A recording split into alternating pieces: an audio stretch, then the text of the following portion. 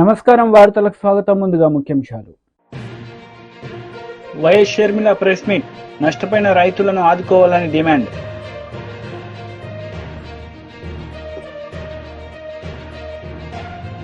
మాజీ మంత్రి Harish Rao press meet, పలు అంశాలపై వివరణ.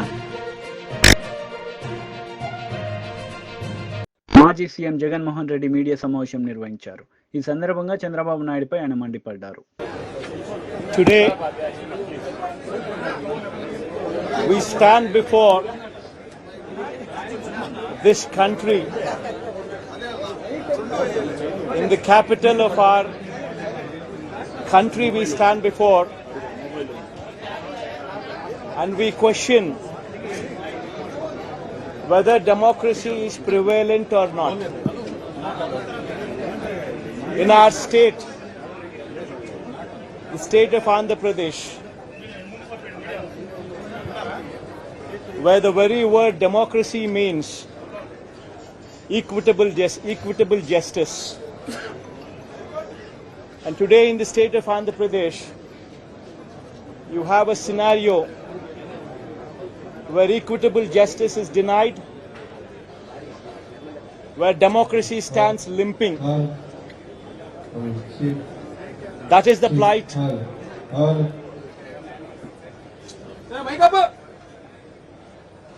That is the plight of affairs in Andhra Pradesh. You have a government in place where within 45 days of coming into power, you have a situation where more than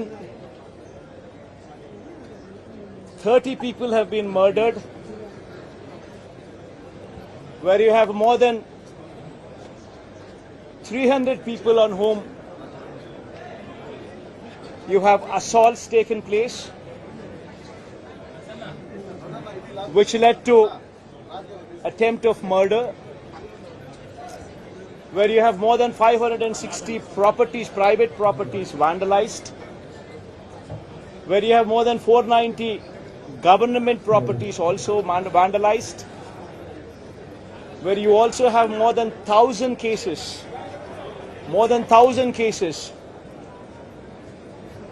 where you have a situation of assaults taking place, private properties destroyed, people walking into the houses, destroying the properties within, where plantations have been destroyed. That is the plight of affairs in Andhra Pradesh. In fact, you have people like Chandrababu Naidu's son, Nara Lokesh, displaying a red book, where he displaying a red book is actually captured in the form of hoardings and displayed all over the state. And the contents in this red book are a list of officials, a list of politicians on whom they intend to take action, on whom they intend to assault. And this kind of hoardings, starting off with Chandrababu Naidu's son, blatantly being displayed all over the state in Andhra Pradesh, where you have a situation where you're giving instructions to the police that our people would vandalize, our people would kill, our people would assault, and there should be no action taken on them. When you have somebody like Nara Lokesh, Chandrababu Naidu's sons, holding this red book, and this red book being captured in the form of hoardings. Now think about what kind of message it is sending. Now he starts off with a red book at the state level. You have a similar kind of red books being displayed and vengeance being taken at everybody from the grassroots level, at the village level. Now this is the plight of affairs. Now I like to question one thing. Today they are in power, tomorrow we could come into power. Yesterday we were in power. But when we were in power, we have never propagated such kind of behavior. We have never encouraged people to take vengeance like this. We have never encouraged assaults. We have never encouraged private property being vandalized. We have never encouraged government property to be vandalized. We have never encouraged killings. But today the situation is different in Andhra Pradesh. Now if we don't question this, being part of democracy, can you imagine the plight of democracy going forward if this were to be encouraged? I urge the entire media, the national media especially. I also urge various parties who actually constitute democracy to have a look at these photographs what are displayed, to have a look at the video clippings which are being displayed. Have a look at them. BJP రాష్ట్ర అధ్యక్షుడు Kishan Reddy media సమావేశం నిర్వహించారు. ఈ సందర్భంగా పలు అంశాలపై ఆయన మాట్లాడారు. మా కోట్లేశారు. ఈరోజు మనం చూస్తూ ఉంటే తెలంగాణకు మోడీ గారు అందించినటువంటి అనేక రకాల సహకారం పట్ల నాడు బీఆర్ఎస్ పార్టీ, నేడు కాంగ్రెస్ పార్టీ అనేక రకాల అబద్ధాలు ప్రచారం చేస్తూ ఉన్నారు.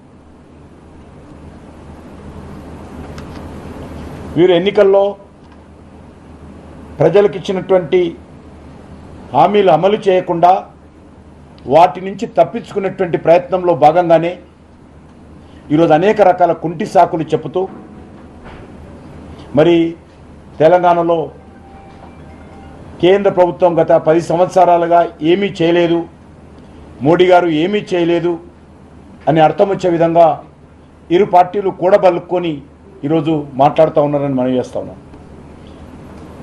ప్రజలను రెచ్చగొట్టేటువంటి ప్రయత్నం కూడా చేస్తూ ఉన్నాం.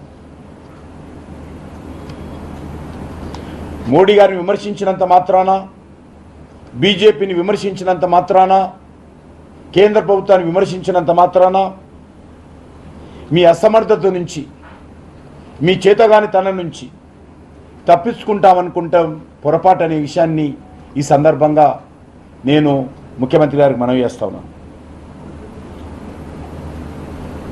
రాష్ట్ర ప్రయోజనాల గురించి, దేశ ప్రయోజనాల గురించి చర్చించేటువంటి నీతి ఆయోగ్ను బహిష్కరిస్తామనడము మరి అది ఆయనకు వదిలేస్తూ ఉన్నాము.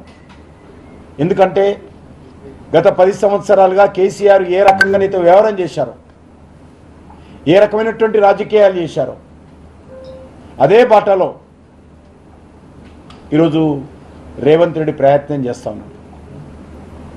రేవంత్ రెడ్డి ప్రయాణం చేస్తూ ఉన్నాడు.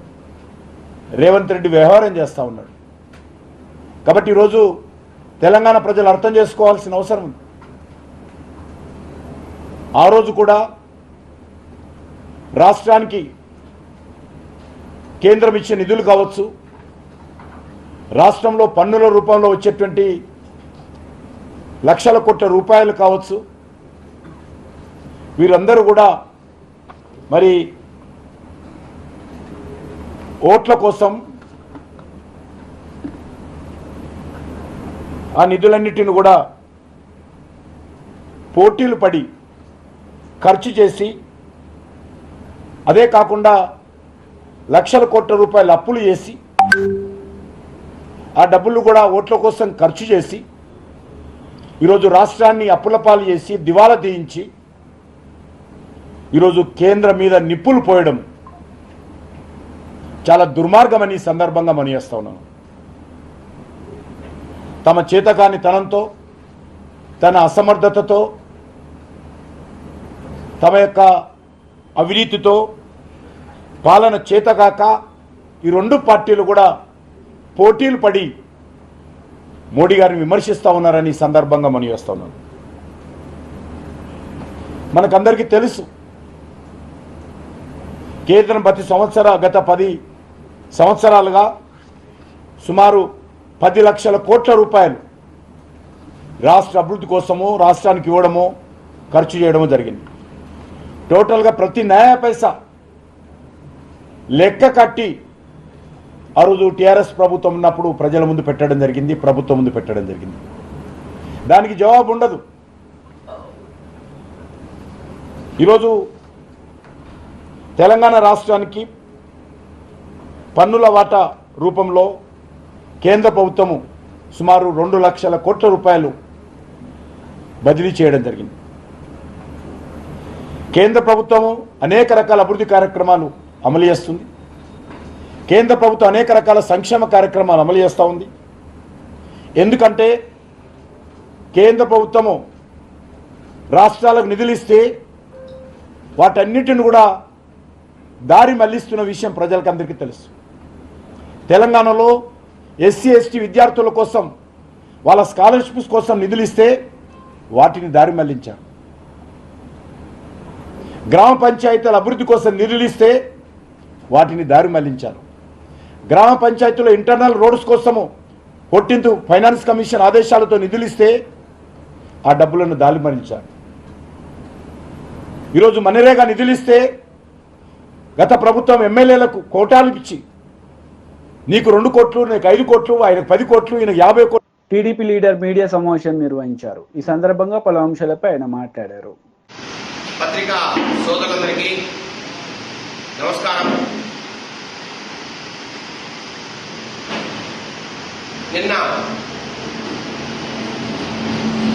మొన్న రాత్రి మదనపల్లి ఆర్టీఓ ఆఫీసులో జరిగిన అగ్ని ప్రమాదం, దాని పూర్వాపరాలు, సమస్య ఎక్కడ ఉంది, ఇవన్నీ కూడా ఒకసారి ఆలోచిస్తే ఈరోజు రాజంపేట లోక్సభ సభ్యులుగా ఉన్న పెద్దిరెడ్డి మిథున్ రెడ్డి గత 5 సంవత్సరాల్లో వైసీపీ ప్రభుత్వాన్ని అడ్డం పెట్టుకుని, తన తండ్రి మంత్రిత్వాన్ని అడ్డం పెట్టుకుని పూర్తిగా ఈ రాయలసీమ జిల్లాల్లో కడప అయితేనేమి, అన్నమయ్య జిల్లా అయితేనేమి, చిత్తూరు, తిరుపతి, సత్యసాయి, అట్లాగే అనంతపూర్, ఈ జిల్లాల్లో పూర్తిగా అక్రమాలకు, భూదందాలకు పాల్పడి తన బినామీలతో వేల ఎకరాల భూమిని కొట్టేసే క్రమంలో ఎక్కడ చూసినా అక్రమాలకు తెరలేపిన మాట వాస్తవం. గత 5 సంవత్సరాల పరిపాలనలో పూర్తిగా పెద్దిరెడ్డి మిథున్ రెడ్డి ఆధ్వర్యంలోనే అక్రమాలన్నీ కూడా జరిగాయి. చిత్తూరులో అయితేనేమి, అన్నమయ్య జిల్లాలో అయితేనేమి, కడప జిల్లాలో అయితేనేమి, అధికారులు ప్రతి ఒక్కరూ కూడా ఆయన చెప్పిన వాళ్ళే ఈ జిల్లాకు వచ్చారు. కలెక్టర్లు, ఆర్టీఓలు ఎవరైతే అతని మాట విన్నారో వారు మాత్రమే ఇక్కడ ఉండగలిగారు. వారి సారథ్యంలో పూర్తిగా భూదందాలకు తెరలేపారు. మరి ముఖ్యంగా మదనపల్లిలో కానీ, పీలేరులో కానీ, అట్లాగే కుమ్మనూరు, కుప్పం ఇలాంటి పట్టణాల దగ్గర ఉన్న భూములు కోట్ల విలువలు చేసే భూములు. పీలేరులో అయితే నాకు తెలిసినంత వరకు 100 ఎకరాలు అన్యాకృతం అయ్యాయి. అట్లాగే మదనపల్లి, చిత్తూరు తన బినామీలు అడ్డం పెట్టుకుని పూర్తిగా తన అనుయాయుల మీద, పేట మీద వేల కోట్ల రూపాయలు విలువ చేసే భూములను అన్యాయకారమైన మాట వాస్తవం. ఎక్కడ మీరు విచారణ చేసినా ఇది బయటపడుతుంది. ఫ్రీ హోల్డ్ కేటగిరీ అనే ఒక ముసుగులో జగన్మోహన్ రెడ్డి ఒక చట్టాన్ని ఇచ్చాడు. 20 ఏళ్ల ముందర అసైన్మెంట్ కమిటీలో మీకు పట్టా ఇచ్చింటే 20 ఏళ్ళు మీ అనుభవంలో ఉంటే దాన్ని ఫ్రీ హోల్డ్ కేటగిరీ కింద మీరు సొంతం చేసుకోవచ్చు, మీ పేరు రిజిస్టర్ అవుతాయి, అట్లాగే మీరు ఎవరికైనా అమ్ముకోవచ్చు అని ఒక చట్టాన్ని ఇచ్చారు. ఆ చట్టాన్ని కూడా కేవలం పెద్దిరెడ్డి మిథున్ రెడ్డి కోసమే తెచ్చారు.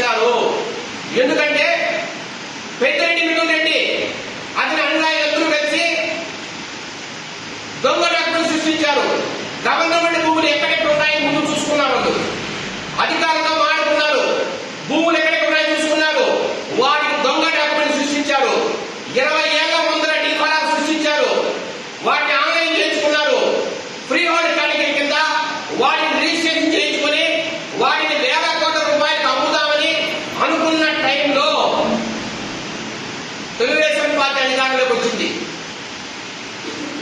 వారు ఏదైతే అక్రమాలు చేశారో దాన్ని అమ్మి క్యాష్ చేసుకున్నాము, పూర్తిగా మనం దాంట్లో డబ్బులు సంపాదిద్దామనే టైంలో తెలుగుదేశం పార్టీ అధికారంలోకి వచ్చింది.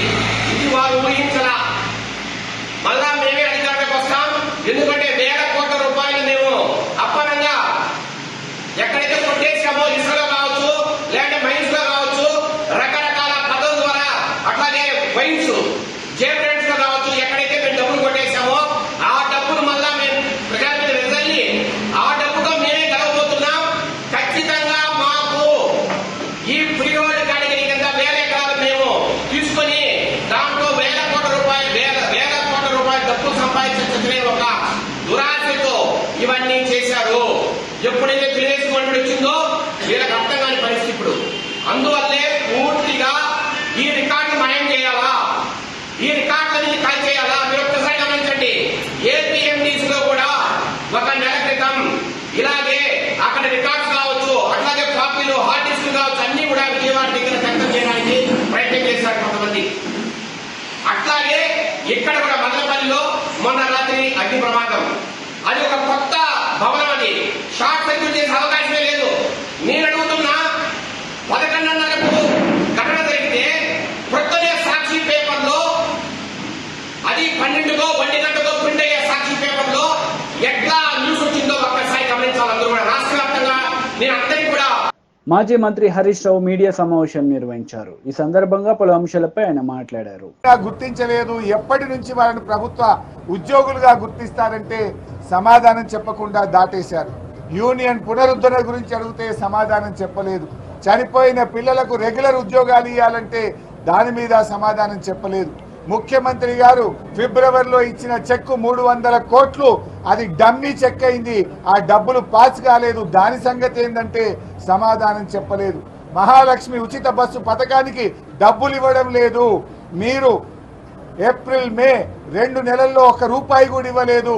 ఎందుకు ఇవ్వలేదు, ఎప్పుడు ఇస్తారు అంటే దానికి సమాధానం చెప్పలేదు.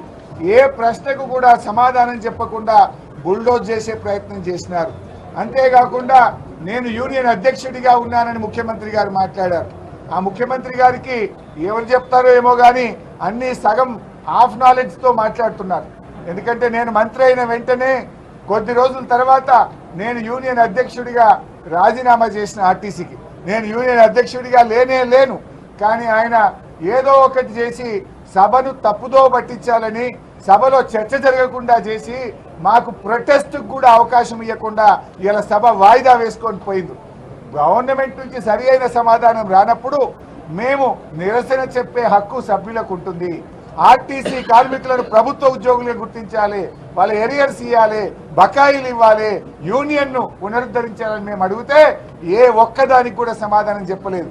ఆనాడు కాంగ్రెస్ పార్టీ మేనిఫెస్టోలో పెట్టారు, కార్మికుల ఓట్లు వేయించుకున్నారు, ఆర్టీసీ కార్మికుల అండతో గెలిచి ఇవాళ కార్మికులకు వెన్నుపోటు పడిచింది ఈ కాంగ్రెస్ ప్రభుత్వం. తప్పకుండా కార్మికుల పక్షాన బయట సభలో ఇంకా మా పోరాటం కొనసాగుతుంది. ఇకపోతే ఈరోజు నిరుద్యోగ యువకుల మీద మేము శాసనసభలో అడ్జర్న్మెంట్ మోషన్ ఇచ్చాం. ఆనాడు ఇదే నిరుద్యోగులను కాంగ్రెస్ పార్టీ వాడుకున్నది. మేము రాగానే సంవత్సరంలో 2 లక్షల ఉద్యోగాలు ఇస్తామన్నారు. ఏది మీ జాబ్ క్యాలెండర్? పెద్ద పెద్ద పేపర్ అడ్వర్టైజ్మెంట్లు ఇచ్చారు, టీవీల్లో అడ్వర్టైజ్మెంట్లు ఇచ్చారు, ఉపన్యాసాలు కొట్టారు, నిరుద్యోగులకు బస్సులు ఇచ్చి వాళ్ళను ఊరూరా తిప్పి ఓట్లు వేయించుకున్నారు. 8 నెలలైనా నీ జాబ్ క్యాలెండర్ ఇప్పటిదాకా నువ్వు ప్రకటించలే. ఇక మిగిలింది 4 నెలలే. 4 నెలల్లో 2 లక్షల ఉద్యోగాలు ఎప్పుడు ఇస్తావు, ఎట్లా ఇస్తావో చెప్పు అని మేము ఇలా శాసనసభలో అడ్జర్న్మెంట్ మోషన్ ఇచ్చాం, వాయిదా తీర్మానం ఇచ్చాం. కానీ దాన్ని ఇలా స్పీకర్ గారు దాన్ని వారు తీసుకోలేదు. తీసుకోకపోగా కనీసం మాకు మాట్లాడే అవకాశం ఇవ్వలేదు. ఇవాళ ఈ ప్రభుత్వం లో ఉంటే ఒక మాట, అధికారంలో ఉంటే ఒక మాట. ఊసర వెల్లులు కూడా ఈ కాంగ్రెస్ ప్రభుత్వాన్ని చూసి సిగ్గుపడతా ఉన్నాయి. ఊసర వెల్లుల కంటే వేగంగా వీళ్ళు రంగులు మారుస్తా ఉన్నారు. ప్రతిపక్షంలో ఉన్నప్పుడు మేము గ్రూప్ 2, గ్రూప్ 3 వాళ్ళకి పోస్టులు పెంచుతామని మాట ఇచ్చారు. ఈ రోజు సాధ్యం కాదు అని మాట్లాడుతున్నారు. అది సాధ్యమైతది. గతంలో ఇదే రాష్ట్రంలో నోటిఫికేషన్ వచ్చిన తర్వాత అనేక పరీక్షలకు పోస్టులు పెంచిన ఉదంతాలు మన రాష్ట్రంలోనే ఉన్నాయి. ఆ రోజు సాధ్యం అవుతుంది ఎట్లా, ఈ రోజు సాధ్యం కాదెట్లా? అంటే నీకు మనసు లేదు, నువ్వు మోసం చేస్తున్నావు, నిరుద్యోగ యువకులకు మోసం చేస్తున్నావు. 1:100 గ్రూప్ 1 ఉద్యోగాలకు 1:100 కు మెయిన్స్ కు అనుమతి ఇవ్వాలని పిల్లలు పాపం పోరాడుతూ ఉంటే ఆ పిల్లల మీద పోలీసుల చేత కొట్టిస్తా ఉన్నారు. హాస్టళ్లకు వెళ్లి అర్ధరాత్రి ఎత్తుకొచ్చి పోలీసులు ఆ విద్యార్థుల మీద అక్రమ కేసులు పెడతా ఉన్నారు. నిరుద్యోగ యువకుల వీపులను లాఠీలతో విరగ్గొడతా ఉన్నారు. మీకు ఆ హక్కు ఎక్కడిది, మీకు ఆ నైతికత ఎక్కడిది అని అడుగుతా ఉన్నా. మీరు నిరుద్యోగులు ఏమడిగినారు? ఏమైనా గొంతెమ్మ కోరికలు అడిగినరా? మీరు మీ కాంగ్రెస్ పార్టీ మేనిఫెస్టోలో చెప్పిన విషయాలే అడిగారు. మీరు ఎలక్షన్ల సమయంలో ఇచ్చిన మాటను అమలు చేయమని అడిగారు. ఇదే బట్టి విక్రమార్క గారు అసెంబ్లీలో గత ప్రభుత్వాన్ని అడిగారు. 1:100 గ్రూప్ 1 కు అనుమతించాలని ఆ రోజు అసెంబ్లీలో అడుగుతాడు. ఇవాళ ఉప ముఖ్యమంత్రి కాగానే పెదవులు మూసుకుంటే ఇది న్యాయమా అని నేను అడుగుతా ఉన్నా. అదేవిధంగా ఇలా రూల్ ఆఫ్ రిజర్వేషన్ లో కూడా మోసం చేస్తా ఉన్నారు. గ్రూప్ 1 మెయిన్స్ కు అనుమతి ఇచ్చే దాంట్లో ఎస్సీ, ఎస్టీ, బీసీ, ఈబీసీలకు అన్యాయం జరిగే విధంగా మెయిన్స్ కు 1:50లో సెలెక్షన్ చేశారు.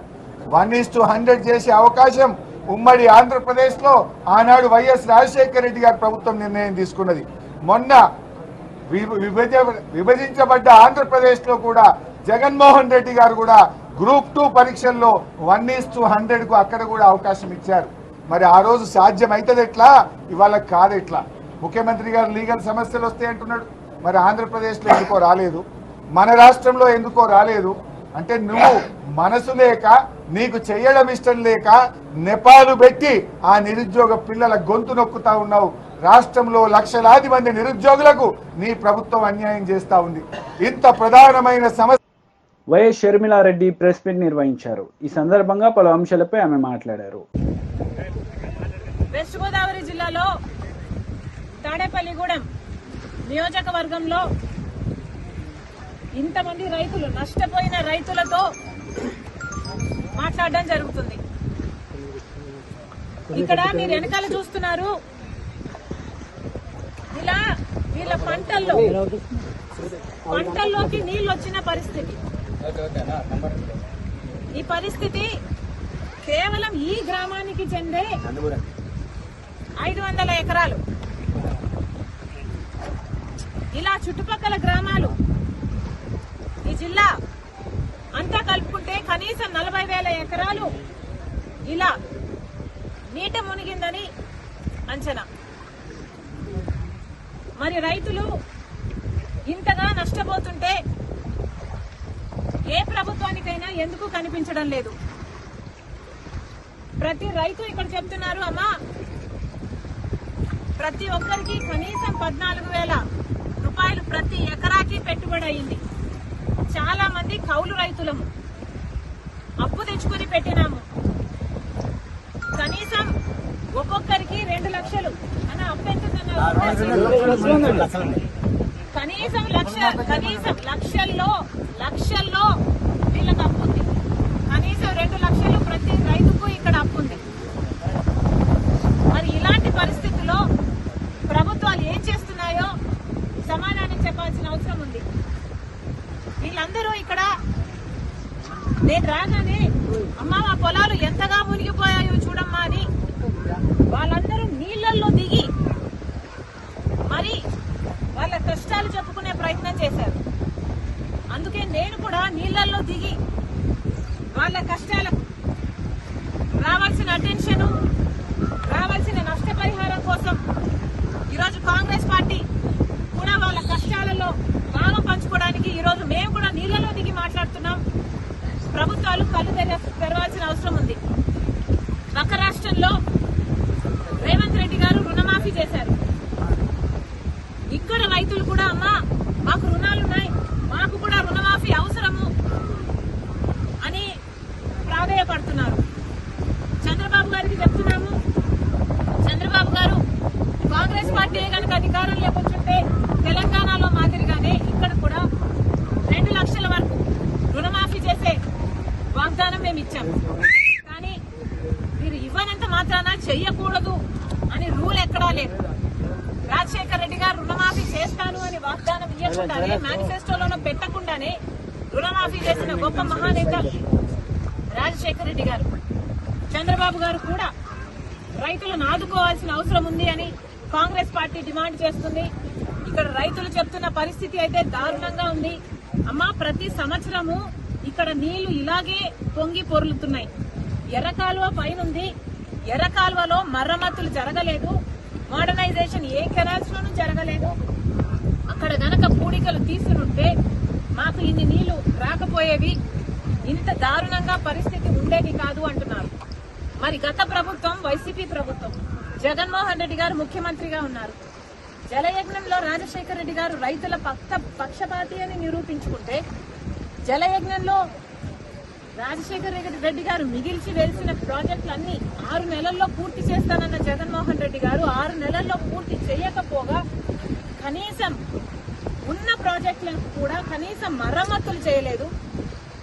గేట్లు ఊడి తేలిపోతున్నా పట్టించుకోలేదు. ఆఖరికి పూడికలు కూడా తీయలేదు. కట్టెడు మత్తి కూడా ఎత్తి పోసిన పాపాన పోలేదు. కాబట్టే ఈ రోజు ఇంతగా నీళ్ళు వచ్చాయి అని ఈ రైతులు చెప్తున్నమాట. వార్తలు ముగించే ముందు ముఖ్యాంశాలు మరోసారి. వైఎస్ షర్మిల ప్రెస్ మీట్, నష్టపోయిన రైతులను ఆదుకోవాలని డిమాండ్.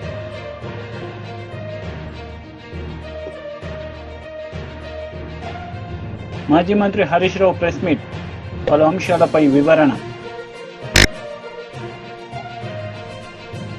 ఈ వార్తలు ఇంతటితో సమాప్తం. తిరిగి ప్రసారమయ్యే వార్తలు మళ్ళీ కలుద్దాం. అంతవరకు సెలవు. నమస్తే.